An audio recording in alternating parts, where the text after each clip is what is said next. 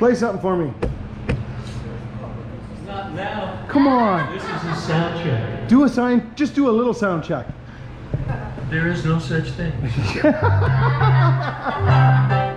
You're just impatient. Does your wife say that? All the time. All the time. Mr. Get up and go. That's right. There we go. Well, I'm so impatient. I can't stand it more. I gotta get it now, get it now, get it now. I gotta go. I can't wait no longer. 'Cause I'm Mr. Impatient. Right on. That's awesome. Oh, this is quite the room. Holy crap, there's too much to see. No. Where's that? Look at that.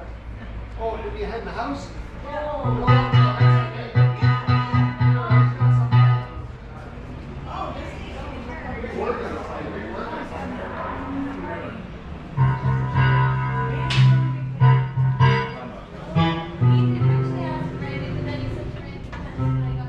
Look at the stuff, eh? Selling some stuff. Oh, you're a car guy, you're a car guy. This is serious car guys here. Oh, look at this, Andy. Check out the golf cart. Oh my gosh. Oh, the old CCM. Yeah. Chloe's those bananas, you put the little handle in the back. Chloe's first bite was like that. The first 2 years. Perfect. So you're trying to hold, you can kind of hold back and go with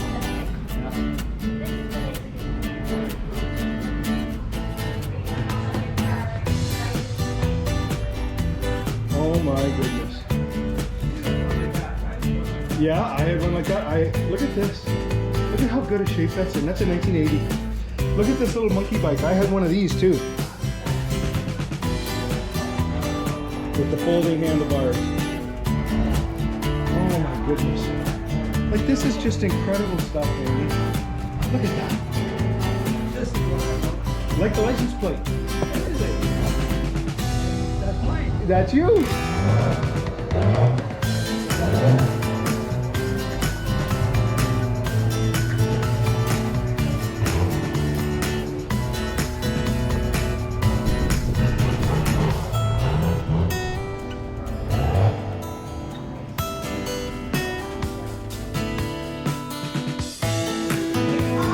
And it's all steel too. Wow. That's incredible. No. What a beautiful car. Wow.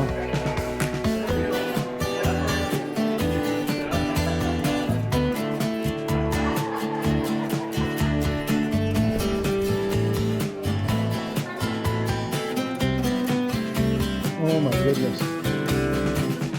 Oh my goodness. Car guy's wet me. Oh my goodness.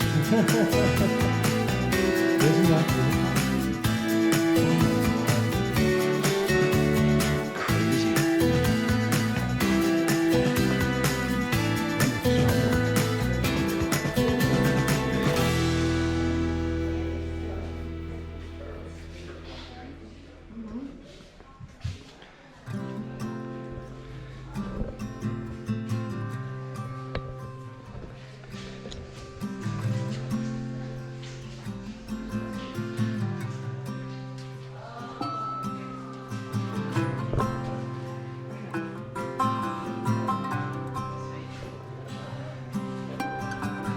GT350. Oh my goodness.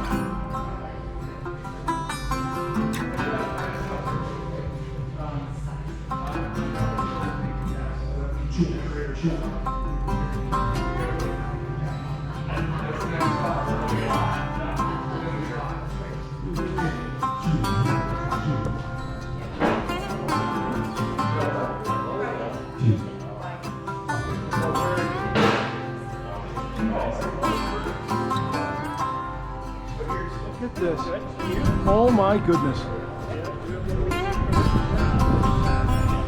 Just when you think you've seen it all, there's more.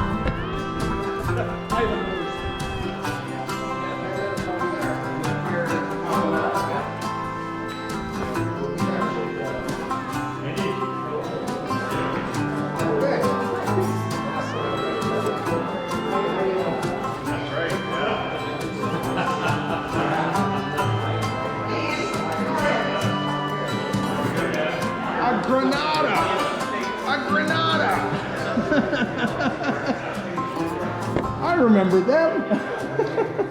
I remember these. I remember working on these. Yeah, yeah. It's like, it's funny, there was just the most vanilla car, and now it's kind of cool. I know. Stick shift in it too. Oh, is it a stick shift? Oh my goodness. Let's check that out. Most of them are automatics, right? Yeah, oh, you know what? What? I wonder if this wasn't one of those Iraqi ones. Because there was a... There was Malibu's that were made. Malibu, I wonder if they made Fords that way too. Because they made them for the... For them over there. For over there, yeah. And they had manual transmissions. Manual transmissions. They were V6 manual. Yeah, yeah. It's a rare one. It's cool. It's standard.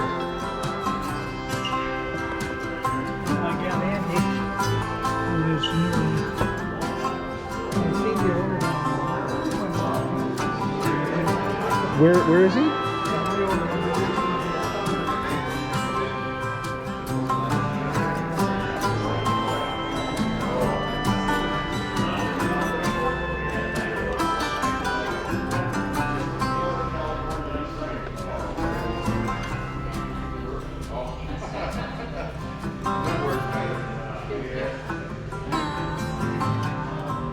I may have to upgrade my cameras.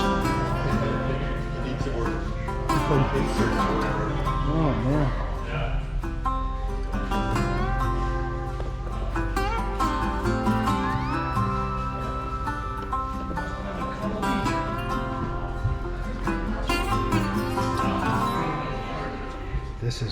These cars are just...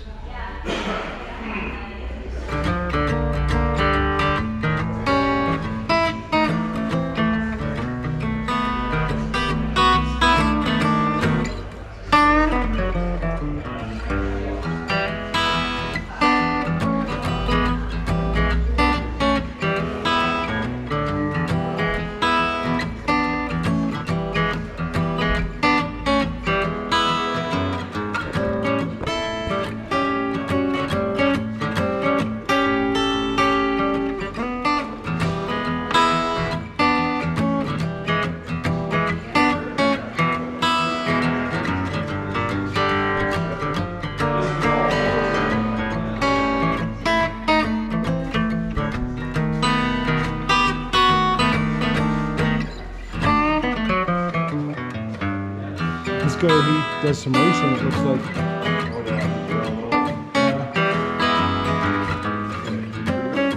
You betcha. Corvettes and Classic Cars is my channel. And if you look up the Walkerton Garage tour on YouTube, it'll probably be up by tomorrow.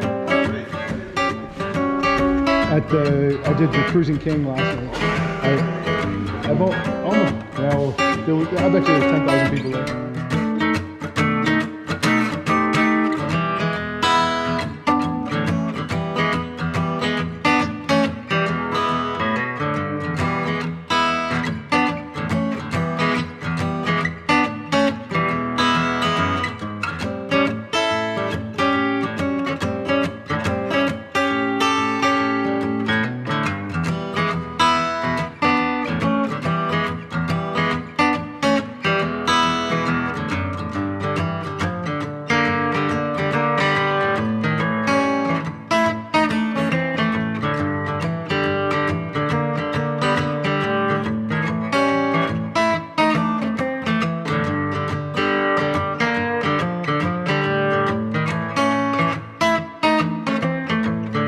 Not for the faint at heart, that process. Oh my goodness. It's what? It's too small? Too small, yeah. Yeah, no, I think so. I wish the tires were a little wider. You know?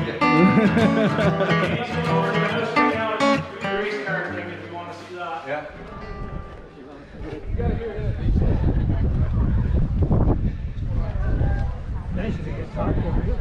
No, who's okay? Well, we're just admiring it. Yeah, okay. Look at that. Oh, I see. Yeah. Because it was a Toyota. Yeah, yeah. She didn't keep the car, she kept the plate. Yeah, yeah. We sold the car to build a swimming pool. In 2003. Yeah, there you go.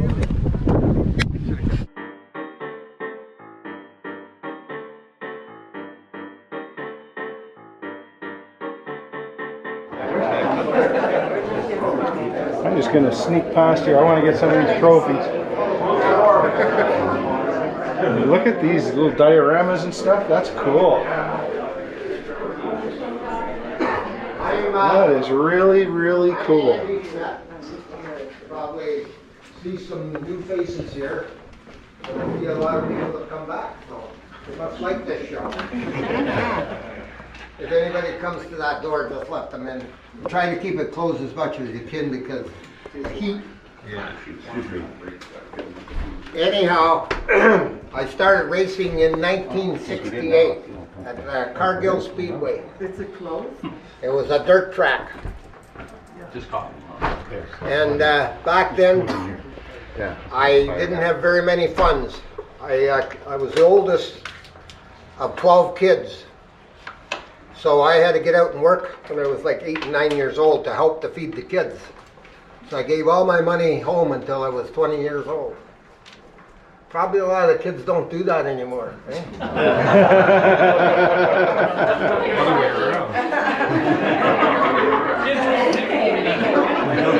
But it all worked out good for me because I got to work out all them years and seeing what I wanted to do in life. I only got to grade 5 in education because I was always working and couldn't be in school. I jumped from grade 5 to high school, but I only last for 4 months. So basically all I go back to is I've got grade 5. I never did get a mechanic's license or nothing, but I really didn't need one. All my mechanics that I got today is pretty much, I show them how to do it. Because I had a race car. And you learn a lot from a race car. But anyhow, my first car, Lorne Bester's Bester Forest Products. He watched me practice. I practiced with a friend's car. I wanted to go to the track and see how this would go. The dirt. And I borrowed a guy's car, a 55 Shell back then. And it was working pretty good. And Lorne Bester was watching me. I didn't know he was watching, but he was watching. He's a real Ford guy. Anyhow, I had a mishap with the car after about 15, 16 laps, the engine. So I was hanging my head on the roof because I knew I had to buy this guy an engine that loaned it to me, and I didn't have 20 bucks. So he came over, he says, "What's going on?" I says, "I just buggered this guy's engine out, it's not even my car." He says, "I was watching you out there, but it was pretty fast till then." So he said to me, he says, "I'll tell you what, if you drive a Ford, I'll sponsor you." I said, "I'll drive anything if I can race." And it happened to be, he's a Ford, they were Ford freaks, the Besters forever. They own the big sawmill, Bester Forest Products. They still sponsor cars today. Anyhow, this is my favorite car. And I had this car for 25 years. And I never bent the frame. You can't win a championship on the hook, bending your car. I did trade a lot of paint though. A lot of fenders went on this. There's some more people want to come in there. Just that it's so freaking hot out there. Come on in. Okay. We get too many people in, we have to move the race car. That's probably not going to happen. Okay. So anyhow, back in the early days, being I didn't have any money, He bought me my first car for $50. And we won the championship with that car. A 57 Ford with a 292 engine, a V8, smaller V8 than this by far. And I didn't live far from the track, maybe a couple kilometers. So I couldn't afford a rope and I couldn't afford a trailer, so I drove it to the track.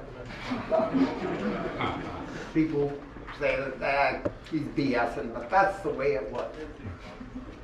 Drove it to the racetrack.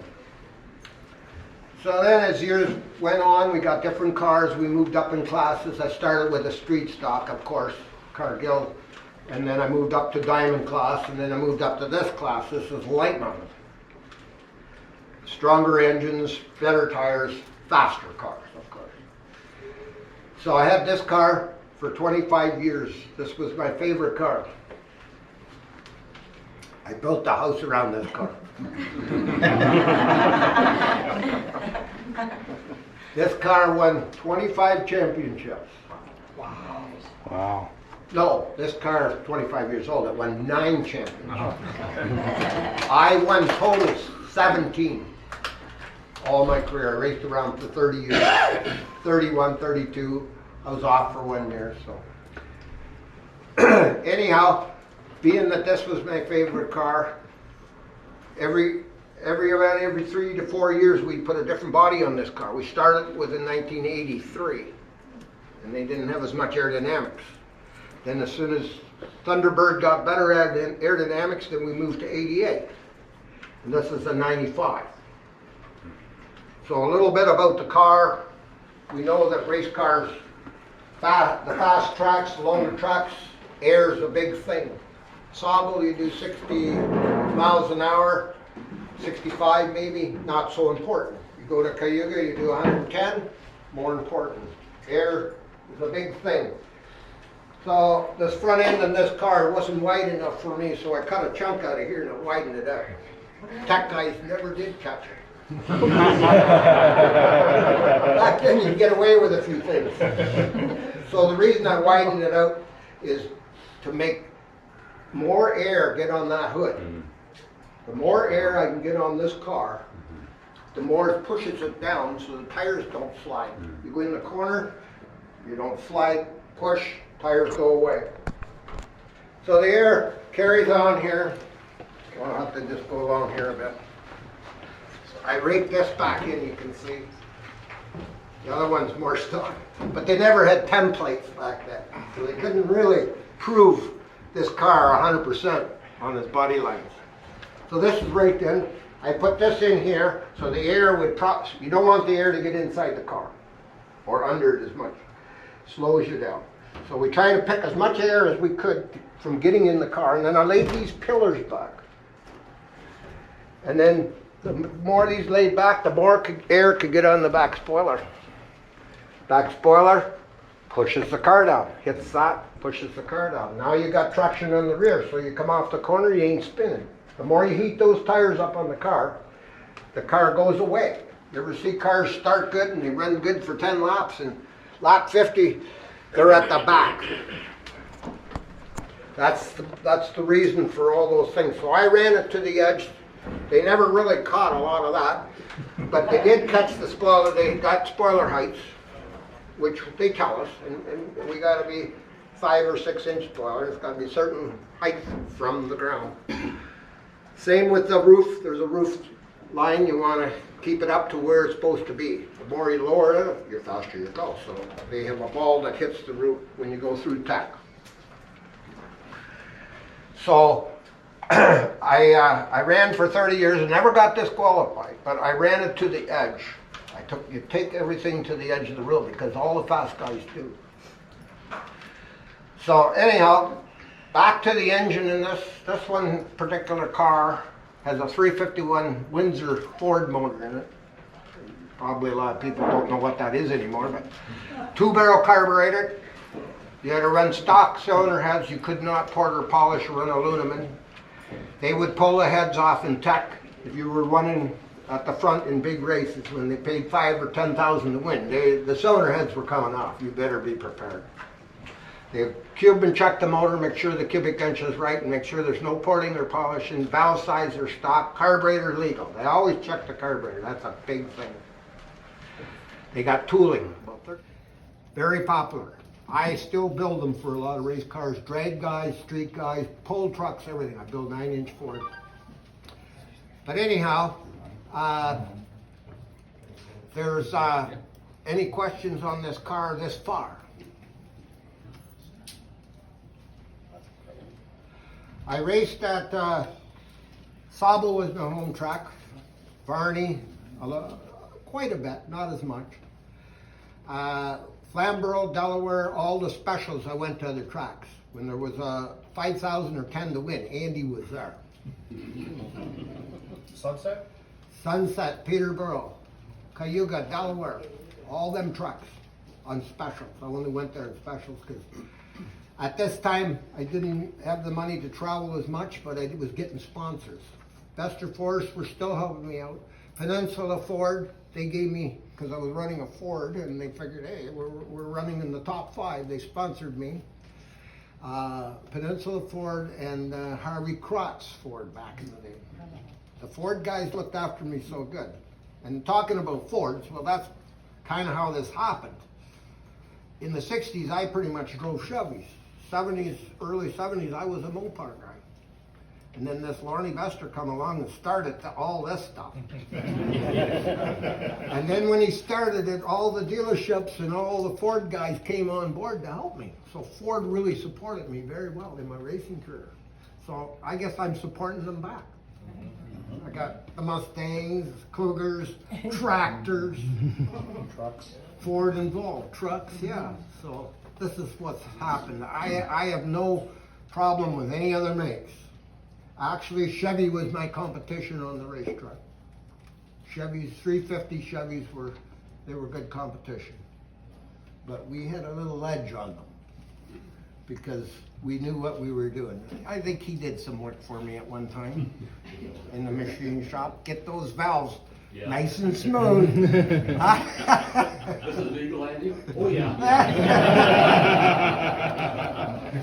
But anyhow, me and Ron Lipsky, he was here earlier. He's gone on the tour, he's coming back later. But anyhow, he was my competition. We at Sauble, if he didn't win, I pretty much did. The Walkerton boys pretty much looked after Sauble Speedway. He was running a same car, Thunderbird, and I was, the two birds, we had pretty good pieces. And the sponsor money was coming back. We could have better tires, you know? You start getting that help. And it certainly helps in the racing field. I made enough money in the 80s to build a house where I live at the wrecking yard back then, racing.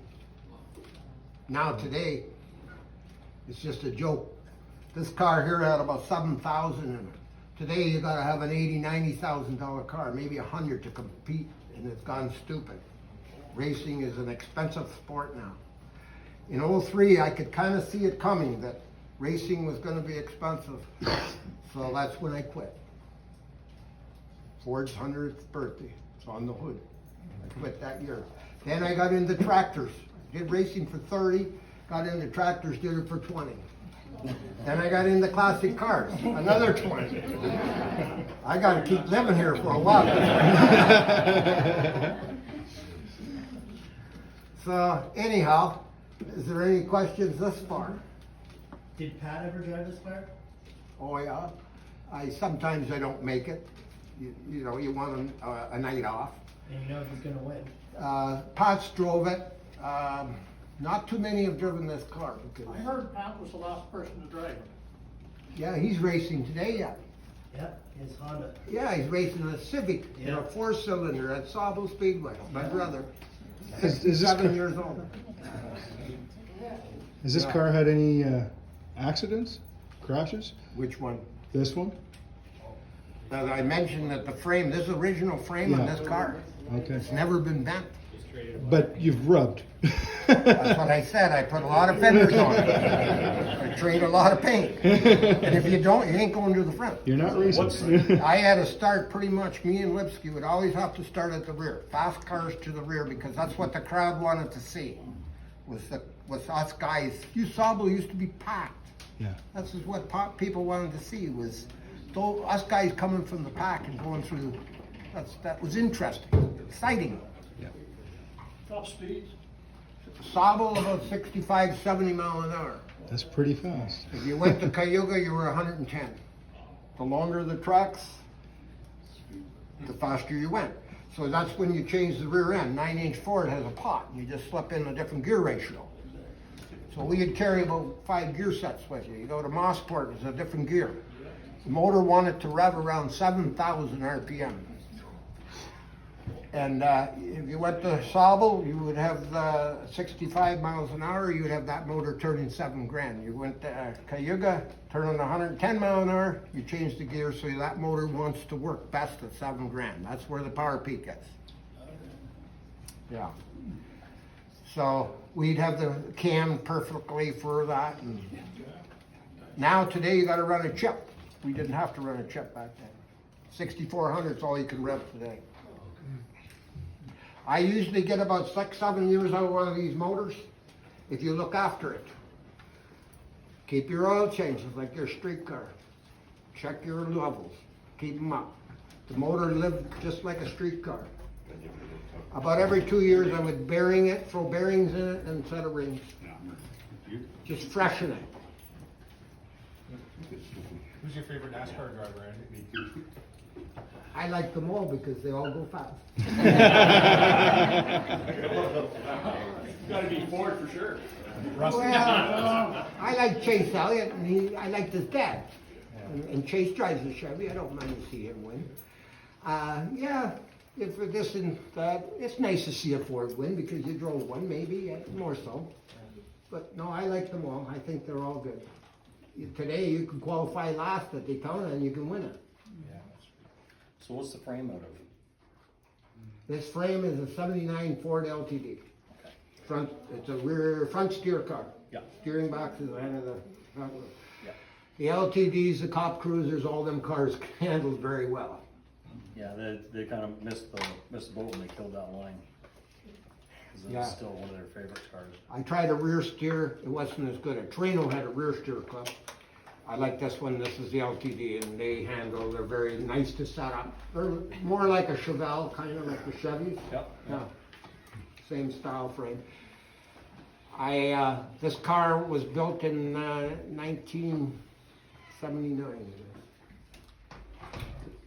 Yeah, it was definitely a nice car to drive. I always liked it. And then later years I jump in something else and you're just not used to it. And certainly noticed that. So when you say you widen the front, you actually cut the cross member and open it up, or No, the wheelbase has to be. wheelbase has to be the Yeah, same? you can't.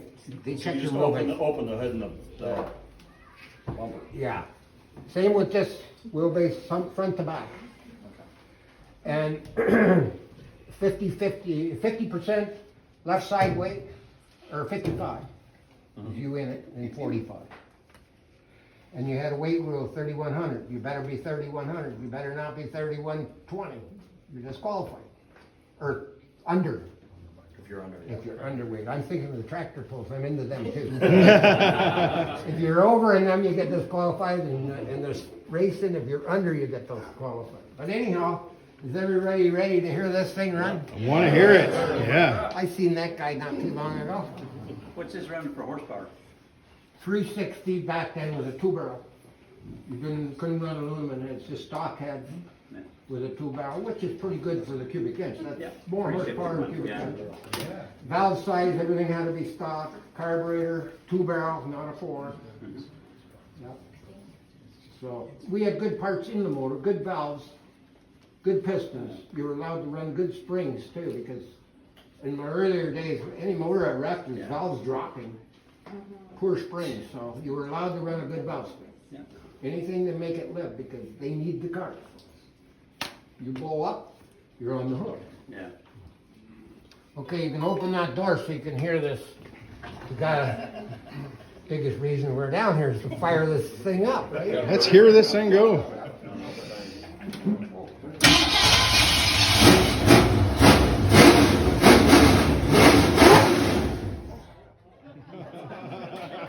Way to be.